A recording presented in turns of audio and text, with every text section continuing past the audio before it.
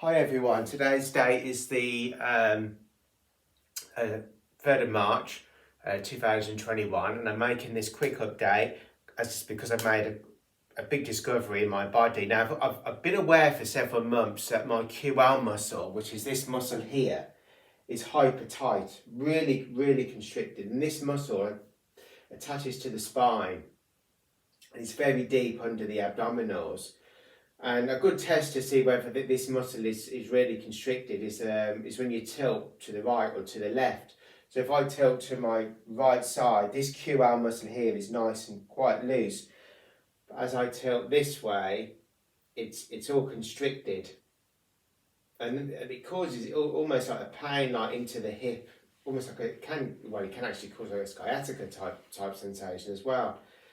Now, the problem with that is, if that muscle is tight, that's going to affect the locomotion of when you walk. So, if I take a step forward with my left foot, immediately my left glute medius muscle activates, the left adductor muscle activates, but also as well the right QL muscle has to activate to counterbalance. But what happens is, so if I step forward again, I'll just show you from behind. So the right QL we know is constricted, the left glute medius activates, the left adductor muscle activates as I move in locomotion. But because that is so constricted, what's happening is this muscle can't work properly and it's causing a lateral shift in the pelvis. So I'm not as firm on this side as I am on that side. And I've learnt a good exercise to try and strengthen that QL. It's almost a bit like playing a little trick on the body to try and get rid of this compensation biomechanical issue that's happened. And I think I've had this for many years. And as I previously mentioned, I do have mild scoliosis. You can sort of see how it all fits together. And eventually all this tension is going to affect the pelvic floor. But there is a way of correcting it.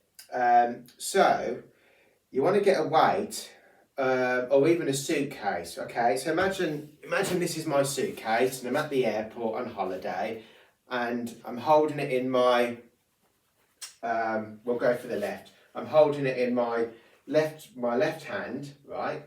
So I've got my luggage at the airport and immediately this left QL has to activate because it's pulling me down because it's so heavy.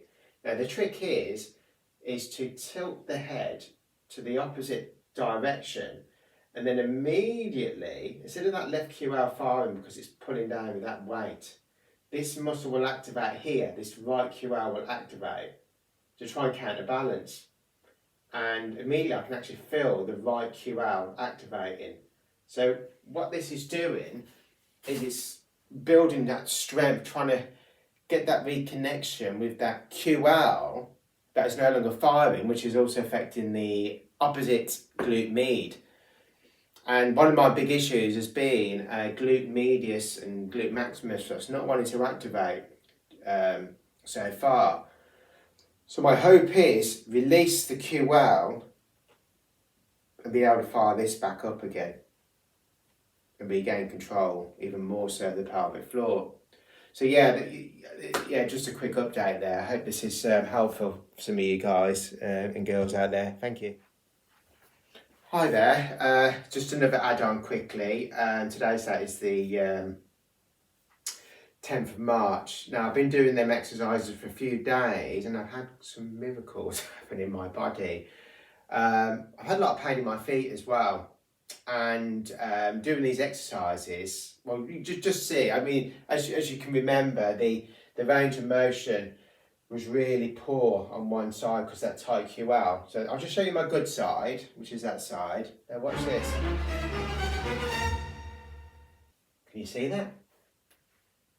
It's starting to release. It's finally starting to release. And as I'm walking now, I feel like something's been freed in my body. And I'm getting more of that locomotion, and I feel like my feet are starting to relax because they're not, I guess they're taking up the slack. And I'll tell you something else as well I've discovered. If anyone remembers the there was a number of children that I think were born in the 1960s, thalidomide children that were born with no arms and legs. And there's a scientist that made a remarkable discovery, because he studied these children as they were growing up, and they were able to shuffle on their bottom with no legs. And what that showed was that you don't actually need legs to actually create locomotion. The locomotion is coming from the spine, is coming from the back muscles into the pelvis. That is actually allowing that locomotion. It's not the legs are just following suit from the following through from the upper body. So to me, that shows that the issues with the legs are coming from the upper body, that with being out of balance. See, it makes sense. I mean, I'm not a physiotherapist, but I'm trying to work this all out myself. So yeah, okay then, thank you.